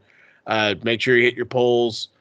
Multiple Wrestler of the Week candidates. I do not have the list in front of me right now. I'm not about to click it open and wait all that time. So just know that there's going to be a list of 4 guys up on there. You pick, we'll figure it out. And yeah, quality stuff. Besides that, I have a special thing going down. I've been talking many a times about the boys, the TSK. And, well, the boys want to get into the business, if you know what I'm saying. So, Sunday is Forbidden Door. Monday, we review Forbidden Door. So, I don't know when it'll drop, but sometime next week, you're going to get, we haven't decided the name yet. We've come up with weird names like Whacking Hands Only or For the Boys or, doing the helicopter. Just some weird names. Just weird-ass, like, BTE kind of bullshit names. And it's literally going to be all the guys in the TSK, hoping to throw a couple other dudes in there at the same time. And we're going to in-depthly review Forbidden Door and then maybe make it a thing. But right now, it's mainly just going to be Forbidden Door. Door is open. The door is open. And trust me, we're talking. The road is also open. Open Road Season 2, Episode 5 is coming soon. I know. Yeah. They're not exactly coming out every week this season. They're fucking pain in the ass to edit, I'm sure. They really are. But, it will come soon. Watch this space. And like I said, we do also have 6 and 7 coming up on the way. So there is plenty more Open Road to come before the end of the season, which is probably going to be Christmas at this point. I believe it. It's all good, though. Sub on YouTube, follow on SoundCloud, Twitter, TikTok, and all the media sociales. And with that said, join us next week for Ring of Games Week 3, the Fallout to Forbidden Door. And, oh yeah.